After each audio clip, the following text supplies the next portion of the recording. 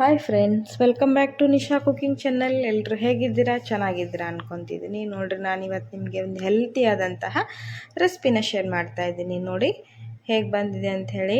ಎಲ್ಲರೂ ಮಕ್ಕಳಂದ್ರೆ ತುಂಬ ಇಷ್ಟಪಟ್ಟು ತಿಂತಾರೆ.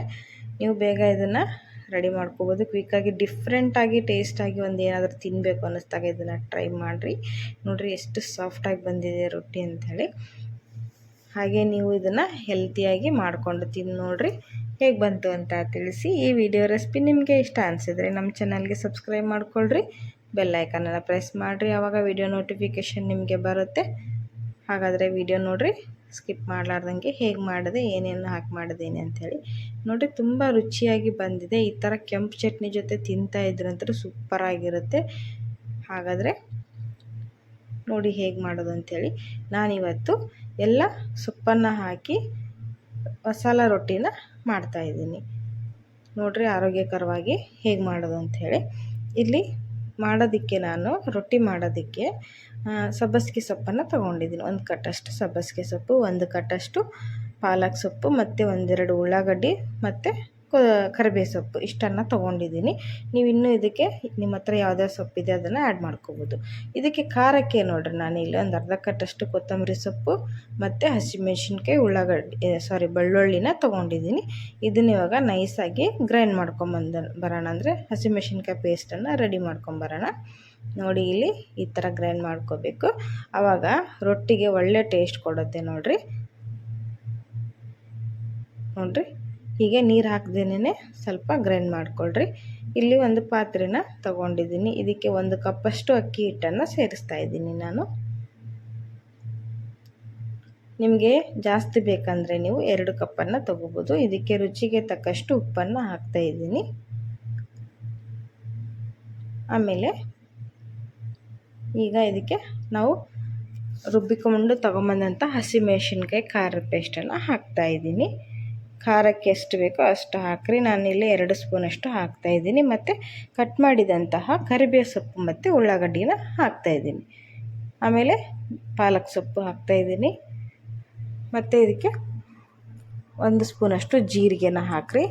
ಈ ಜೀರಿಗೆ ಹಾಕೋದ್ರಿಂದ ರೊಟ್ಟಿಗೆ ಒಂದು ಒಳ್ಳೆ ಘಮ ಬರುತ್ತೆ. ಆಮೇಲೆ ಟೇಸ್ಟ್ ಚೆನ್ನಾಗಿರುತ್ತೆ. ನೋಡಿರಿ, ಅದು ಡೈಜೆಷನ್ನಿಗೆ ಸಹಿತ ಒಳ್ಳೆಯದು ಜೀರಿಗೆ. ಈಗ ಇದಕ್ಕೆ ಸಣ್ಣಗೆ ಹೆಚ್ಚಿದಂತಹ ಸಬ್ಬಸಿಗೆ ಸೊಪ್ಪನ್ನು ಹಾಕ್ರಿ. ಇದು ಕೂಡ ತುಂಬ ಒಳ್ಳೆ ಫ್ಲೇವರ್ ಇರುತ್ತೆ. ಆಮೇಲೆ ಸಬ್ಬಸಿಗೆ ಸೊಪ್ಪು ಹಾಕಿದ್ರಿಂದ ಟೇಸ್ಟ್ ತುಂಬ ಚೆನ್ನಾಗಿ ಬರುತ್ತೆ ರೊಟ್ಟಿ. ನೋಡಿರಿ, ಇದನ್ನು ಚೆನ್ನಾಗಿ ಹಿಟ್ಟಲ್ಲಿ ಒಂದು ಸರಿ ಎಲ್ಲದನ್ನು ಮಿಕ್ಸ್ ಮಾಡಿಕೊಳ್ರಿ. ಫಸ್ಟು ಒಣ ಹಿಟ್ಟಿನಲ್ಲಿ ಮಿಕ್ಸ್ ಮಾಡಿರಿ. ಆಮೇಲೆ ನೀವು ನೀರು ಹಾಕಿ ಇದನ್ನು ಹಿಟ್ಟನ್ನು ನಾದ್ಕೋಬೇಕು. ಈ ಥರ ಫಸ್ಟು ಒಣ ಹಿಟ್ಟಲ್ಲೇ ನಾವು ಮಿಕ್ಸ್ ಮಾಡೋದ್ರಿಂದ ನಾವು ಹಾಕಿರುವಂಥ ಉಪ್ಪು ಖಾರ ಎಲ್ಲ ಕಡೆ ಚೆನ್ನಾಗಿ ಹೊಂದ್ಕೊಳ್ಳುತ್ತೆ. ಈಗ ಇದನ್ನು ನೀರು ಹಾಕಿ ಚೆನ್ನಾಗಿ ಮಿದ್ಕೊಳ್ಳೋಣ ಹಿಟ್ಟು.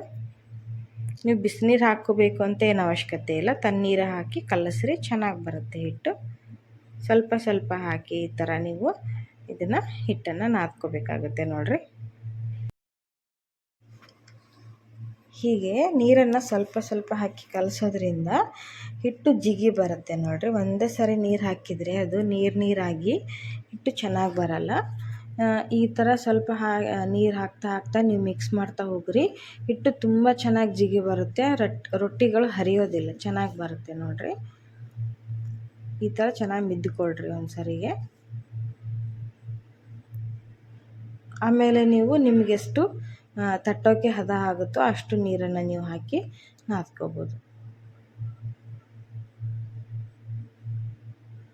ನೀವು ಹೊಸದಾಗಿ ಕಲಿಯೋರಿದ್ದರೆ ಅವ್ರಿಗೆ ಇದೊಂದು ಟಿಪ್ಸ್ ನೋಡಿರಿ. ನೀವು ಒಂದೇ ಹಿಟ್ಟಿಗೆ ನೀರು ಹಾಕೋದಕ್ಕಿಂತ ಈ ಥರ ಹಾಕಿ ನೋಡಿರಿ, ನಿಮಗೆ ಅದು ಹದ ಗೊತ್ತಾಗುತ್ತೆ. ಹಿಟ್ಟು ಚೆನ್ನಾಗಿ ಬಂದಿದೆಯೋ ಇಲ್ವೋ ಅಂಥೇಳಿ ಕೈಯಲ್ಲೇ ನಾದಬೇಕಾದ್ರೆ ಗೊತ್ತಾಗ್ಬಿಡುತ್ತೆ ನಿಮಗೆ. ಇವಾಗ ನೋಡಿ, ನಮ್ಗೆ ಹಿಟ್ಟು ಕಲಸೋಕ್ಕೆ ಈಗ ಚೆನ್ನಾಗಿ ಆಗಿದೆ. ನೋಡಿರಿ, ಈ ಥರ ನಾದ್ಕೋಬೇಕು.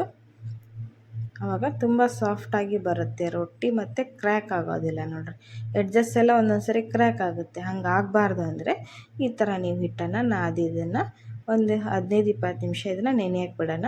ಟೈಮ್ ಇಲ್ಲಾಂದರೆ ಒಂದು 10 ನಿಮಿಷ ಆದರೂ ನೆನೆಸ್ರಿ, ಚೆನ್ನಾಗಿ ಬರುತ್ತೆ ಆವಾಗ. ನೋಡಿ ಹೇಗೆ ನಾದಬೇಕಾದ್ರೆ ಹೇಗಿತ್ತು ಹಿಟ್ಟು, ಇವಾಗ ಎಷ್ಟು ಚೆನ್ನಾಗಿ ಸೆಟ್ ಆಗಿದೆ ಅಂಥೇಳಿ. ಈಗ ಇದನ್ನು ತಟ್ಟೋದಕ್ಕೆ ರೋಲನ್ನು ಮಾಡ್ಕೊಳ್ಳೋಣ. ಅಂದರೆ ಚಿಕ್ಕ ಚಿಕ್ಕದಾಗಿ ಉಂಡೆಗಳನ್ನಾಗಿ ಮಾಡ್ಕೊಳ್ಳೋಣ.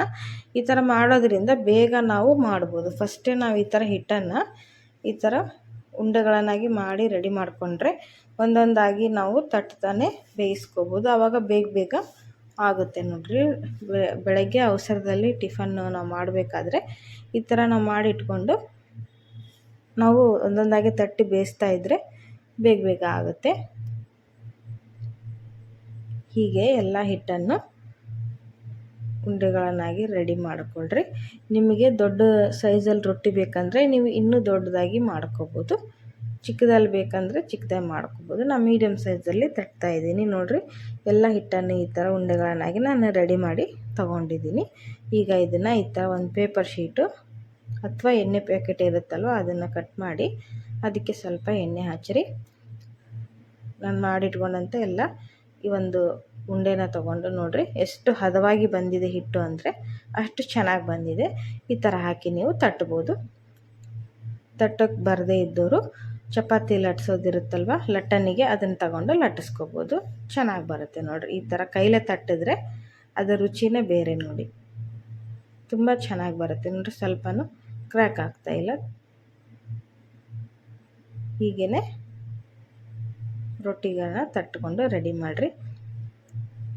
ನಾವೊಂದು ಬೇರೆ ಟೇಸ್ಟು ಬೇರೆ ರುಚಿ ತಿನ್ನಬೇಕು ಅನ್ನಿಸ್ದಾಗ ಈ ಥರ ಮಾಡ್ಕೊಂಡು ತಿಂದು ನೋಡಿರಿ, ತುಂಬ ಚೆನ್ನಾಗಿರುತ್ತೆ ನೋಡಿ. ಎಷ್ಟು ತೆಳ್ಳಗೆ ಬಂದಿದೆ ಅಂಥೇಳಿ. ನೀವು ಇನ್ನೂ ತೆಳ್ಳಗೆ ಬೇಕು ಅಂದರೆ ಇನ್ನೂ ತೆಳ್ಳಗೆ ಮಾಡ್ಕೋಬೋದು. ಈಗ ಇದನ್ನು ರೊಟ್ಟಿ ಬೇಯಿಸೋಕ್ಕೆ ನಾನಿಲ್ಲಿ ತವಾನ ಬಿಸಿ ಮಾಡೋಕ್ಕೆ ಇಟ್ಟಿದ್ದೀನಿ. ತವ ಚೆನ್ನಾಗಿ ಫಸ್ಟ್ ಬಿಸಿ ಮಾಡಿಕೊಳ್ಳ್ರಿ, ಇಲ್ಲಾಂದರೆ ರೊಟ್ಟಿ ತವಾಕ್ಕೆ ಅಂಟ್ಕೊಂಡ್ಬಿಡುತ್ತೆ. ಈಗ ಇದಕ್ಕೆ 1 ಸ್ಪೂನಷ್ಟು ಎಣ್ಣೆನ ಹಾಕಿರಿ. ನಾವು ರೊಟ್ಟಿ ಬೇಯಿಸ್ಬೇಕಾದ್ರೆ ತಳ ಯಾಕೆ ಅಂಟ್ಕೊಳ್ಳುತ್ತೆ ಅಂದರೆ ಅದೇ ಕಾರಣ. ಫಸ್ಟ್ ನಾವು ತವಾನ ಚೆನ್ನಾಗಿ ಬಿಸಿ ಮಾಡ್ಕೋಬೇಕು. ಚೆನ್ನಾಗಿ ಬಿಸಿ ಮಾಡ್ಕೊಂಡಾದ್ಮೇಲೆ ಹಾಕಿದರೆ ಅಂಟ್ಕೊಳ್ಳಲ್ಲ ರೊಟ್ಟಿ ನೋಡಿರಿ. ಈಗ ಎಣ್ಣೆನೂ ಹಾಕಿದ್ದೀವಿ, ಚೆನ್ನಾಗಿ ಕಾದಿದೆ. ಇದಕ್ಕೆ ನಾವು ತಟ್ಕೊಂಬಂದಂಥ ರೊಟ್ಟಿನ ಹಾಕಿ ಬೇಯಿಸೋಣ. ಮಸಾಲೆ ರೊಟ್ಟಿ ನೋಡಿರಿ ಹೇಗೆ ಬಂದಿದೆ ಅಂಥೇಳಿ. ಇದು ಬೇಯಿಸ್ಬೇಕಾದ್ರೇ ಗೊತ್ತಾಗ್ಬಿಡುತ್ತೆ ನಮಗೆ. ಅದು ಸಬ್ಬಸಿಗೆ ಸೊಪ್ಪು, ನಾವು ಹಾಕಿರುವಂಥ ಜೀರಿಗೆ ಎಲ್ಲ ಮಸಾಲೆ ಐಟಮ್ಸ್ ಏನು ಖಾರ ಹಾಕಿದ್ವಲ್ಲ ಅದೆಲ್ಲ ಘಮ ಬರುತ್ತೆ ನೋಡಿರಿ, ತುಂಬ ಚೆನ್ನಾಗಿರುತ್ತೆ. ಇದಕ್ಕೆ ಸುತ್ತಲೂ ಒಂದು ಎಡ್ಜಸ್ಸಿಗೆ ಒಂದು ಸ್ವಲ್ಪ 1 ಸ್ಪೂನಷ್ಟು ಎಣ್ಣೆನ ಹಾಕಿ ಈಗ ಇದನ್ನು ನಾವು ಒಂದು ಪ್ಲೇಟಿಂದ ಲಿಡ್ ಕ್ಲೋಸ್ ಮಾಡಿ ಬೇಯಿಸೋಣ. ಆವಾಗ ಮೇಲ್ಗಡೆಯಿಂದನೂ ಸಹಿತ ಅದು ಆವಿರಿಯಲ್ಲಿ ಬೇಯ್ಕೊಳ್ಳುತ್ತೆ. ಇಲ್ಲಾಂದರೆ ಮೇಲ್ಗಡೆಯಿಂದ ಒಣದಾಗಿ ಇರುತ್ತೆ ರೊಟ್ಟಿ. ಹಂಗಾಗಬಾರ್ದು, ಹಿಟ್ಟಿಟ್ಟು ಕಾಣಬಾರ್ದು ಅಂದರೆ ಈ ಥರ ಮೇಲಿಂದ ನೀವು ಒಂದು ಪ್ಲೇಟನ್ನು ಮುಚ್ಚಿ ಲೋ ಫ್ಲೇಮ್ ಇಡಬೇಕು. ಆವಾಗ ರೊಟ್ಟಿ ಚೆನ್ನಾಗಿ ಬೇಯುತ್ತೆ ನೋಡಿರಿ. ಹೀಗೆ 1-2 ನಿಮಿಷ ಇದನ್ನು ಬಿಡಿ.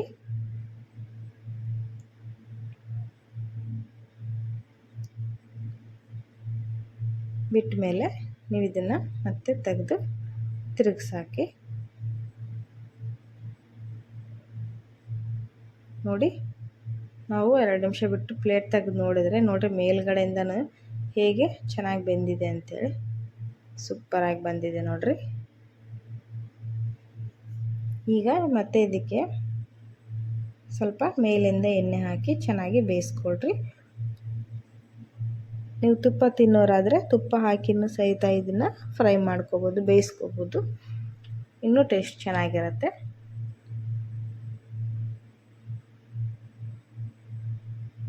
ಸ್ವಲ್ಪ ಲೋ ಫ್ಲೇಮ್ ಇಟ್ಕೊಂಡು ಚೆನ್ನಾಗಿ ಬೇಯಿಸ್ಕೊಳ್ರಿ, ಆವಾಗ ಚೆನ್ನಾಗಿ ಬರುತ್ತೆ ನೋಡಿರಿ. ಎಷ್ಟು ಕಲರ್ಫುಲ್ಲಾಗಿ ಕಾಣಿಸ್ತಾ ಇದೆ, ಅಷ್ಟೇ ರುಚಿಯಾಗಿ ಬರುತ್ತೆ, ಅಷ್ಟೇ ಆರೋಗ್ಯಕ್ಕೆ ಒಳ್ಳೆಯದು ನೋಡಿರಿ. ನಾವು ಹಾಕಿರೋ ಪುದೀನ ಸೊಪ್ಪಾಗಲಿ ಮತ್ತು ಸಬ್ಬಸಿಗೆ ಸೊಪ್ಪು ತುಂಬ ಒಳ್ಳೆಯದು. ಈ ಪುದೀನ ಸೊಪ್ಪಲ್ಲಿ ನಮಗೆ ಫಾಲಿಕ್ ಆ್ಯಸಿಡ್ ತುಂಬ ಇರುತ್ತೆ, ಆಮೇಲೆ ಐರನ್ ಕಂಟೆಂಟು ಇರುತ್ತೆ, ತುಂಬ ಒಳ್ಳೆಯದು ನೋಡಿರಿ. ಇದು ಸೊಪ್ಪುಗಳನ್ನು ತಿನ್ನದೇ ಇರೋರಿಗೆ ಈ ಥರ ಹಾಕಿ ರೊಟ್ಟಿಲಿ ಹಾಕಿ ಮಾಡಿಕೊಡ್ರಿ, ಮಕ್ಕಳಿಗೆ ತುಂಬ ಇಷ್ಟಪಡ್ತಾರೆ. ಈಗ ಮತ್ತೆ ಒಂದು ರೊಟ್ಟಿನ ನಾನು ತಟ್ತಾ ಇದ್ದೀನಿ ನೋಡಿ. ಹೀಗೇ ನೀವು ಉಂಡೆಗಳನ್ನಾಗಿ ಮಾಡಿಟ್ಕೊಂಡ್ರೆ ಬೇಗ ಬೇಗ ಮಾಡ್ಕೋಬೋದು. ನೀವು ನೀರು ಹಚ್ಚಿ ಸಹಿತ ತಟ್ಬೋದು, ಅದು ಇನ್ನೂ ಚೆನ್ನಾಗಿ ಬರುತ್ತೆ ನೋಡಿರಿ. ನೀರು ಹಚ್ಚಿದರೆ ಕಟ್ಟಾಗುತ್ತೆ ಅನ್ನೋರು ಎಣ್ಣೆ ಹಚ್ಚಿ ತಟ್ಬೋದು ನೋಡಿ. ಹೀಗೆ ನೀವು ಎಲ್ಲ ರೊಟ್ಟಿಗಳನ್ನು ತಟ್ಟಿ ರೆಡಿ ಮಾಡಿಕೊಳ್ರಿ.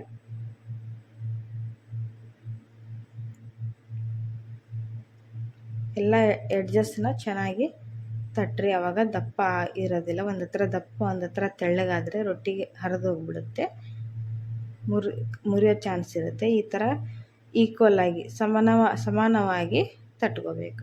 ಈಗ ಮತ್ತೆ ತವಕ್ಕೆ ಬಿಸಿ ಮಾಡಿ ಇದಕ್ಕೆ ಮತ್ತೆ ಒಂದು ಸ್ಪೂನಷ್ಟು ಎಣ್ಣೆ ಹಾಕಿ ತಟ್ಕೊಂಬಂದಂಥ ರೊಟ್ಟಿನ ಹಾಕಿ ಚೆನ್ನಾಗಿ ಬೇಯಿಸ್ಕೊಳ್ರಿ. ಹಂಚು ಚೆನ್ನಾಗಿ ಕಾದಿದೆ. ಇವಾಗ ಈ ರೊಟ್ಟಿನೂ ನಾನು ನಿಮಗೆ ಬೇಯಿಸಿ ತೋರಿಸ್ತೀನಿ ಹೇಗೆ ಬರುತ್ತೆ ಅಂತೇಳಿ ನೋಡಿ.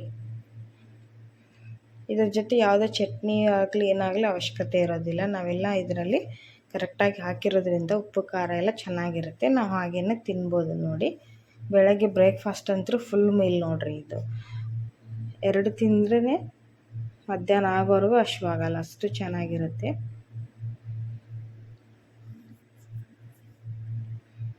ಈ ಸಬ್ಬಸಿಗೆ ಸೊಪ್ಪಂತೂ ಹಾಲು ಉಣಿಸುವಂಥ ಮಕ್ಕಳಿಗೆ, ತಾಯಂದ್ರಿಗೆ ಒಳ್ಳೆಯದು ನೋಡಿ.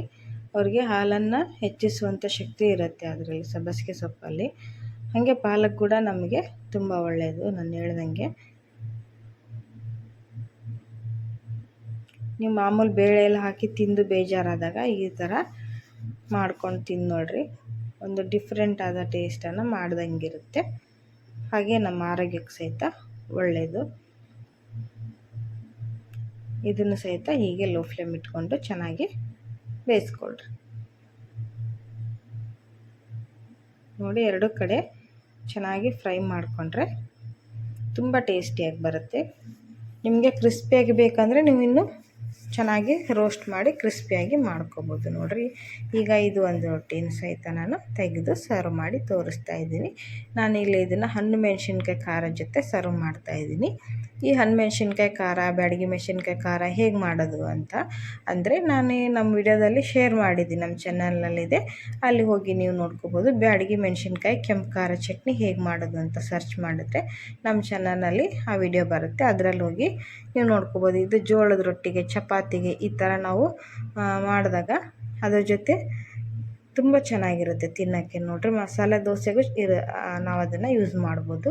ಈ ಥರ ಕೆಂಪು ಚಟ್ನಿ ಹಚ್ಕೊಂಡು ತಿಂತಾಯಿದ್ರೆ ಸೂಪರಾಗಿರುತ್ತೆ ನೋಡಿ. ಹಾಗಾದರೆ ವಿಡಿಯೋ ರೆಸಿಪಿ ಇಷ್ಟ ಅನಿಸಿದರೆ ಸಬ್ಸ್ಕ್ರೈಬ್ ಮಾಡಿಕೊಳ್ರಿ, ಬೆಲ್ ಐಕನನ್ನು ಪ್ರೆಸ್ ಮಾಡಿ ವಿಡಿಯೋನ ಲೈಕ್ಸ್ ಆ್ಯಂಡ್ ಶೇರ್ ಮಾಡಿಕೊಳ್ರಿ. ಬಾಯ್.